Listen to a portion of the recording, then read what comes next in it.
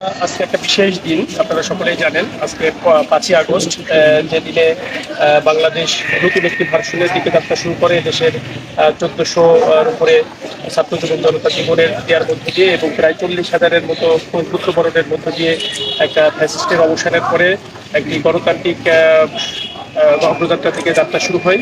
তো তারপরে 2 বছর আজকে পূর্তি হয়েছে। এই অবস্থায় আমরা আজকে আমাদের সদর হাসপাতালে আছি, যেখান থেকে মানুষের সবচেয়ে বেশি দুর্ভোগের জায়গা। এই জায়গায় মানে ব্যবস্থাপনার সমস্যার কারণে এবং এখানকার বিভিন্ন রকমের অনিয়মের কারণে মানুষ ভোগান্তির শিকার হয়।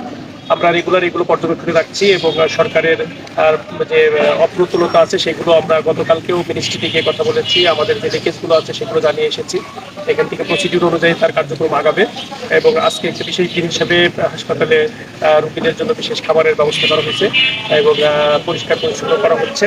এখানে লোকবলের ঘাটতি আছে। এখানে আমাদের 250 শয্যা হইলেও বেসিক্যালি আমরা 50 শয্যার ডাক্তার, নার্স এবং জনবল নিয়ে চলছে। তার মধ্যে আবার 55টা পোস্ট ফাঁকা আছে। সব মিলাই আমরা একটা বেহাল দশার মধ্যে দিয়ে চুয়াডাঙ্গার সদর হাসপাতাল চলছে। এটা থেকে উত্তরণের জন্য আমাদের প্রক্রিয়া চলমান আছে এবং আশা করি বর্তমান সরকারের সর্বোচ্চ মহল পর্যন্ত আমরা এটা অবহিত করেছি। তাদের প্রচেষ্টা মাধ্যমে আমরা আমাদের যে আইসিইউ চালু হয়েছে সেটাও দ্রুত তার ফাংশনিং সহ কাজ করবে এবং বাকি অন্যান্য ডাক্তার, নার্সের চাহিদাও পূরণ হবে ইনশাল্লাহ এবং সামগ্রিকভাবে আমাদের সেবার কাজটাও আমাদের সামনের দিকে এগিয়ে যাবে ইনশাল্লাহ। আজকের এই বিশেষ দিবসে আমরা বিশেষ করে আমাদের শহীদদের স্মরণ করছি, আহত বঙ্গবন্ধুদের স্মরণ করছি এবং তাদের রক্তদানের মাধ্যমে আমাদের এই সেবামূলক প্রতিষ্ঠানগুলো ভালো করবে সেই প্রত্যয় ব্যক্ত করছি।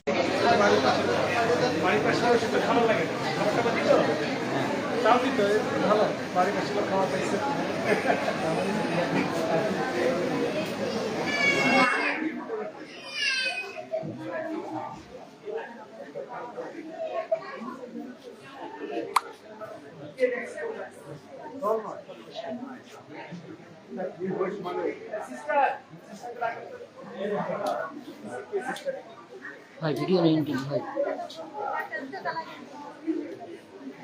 বাড়ি কোথায়? হ্যাঁ হিজল গাড়ি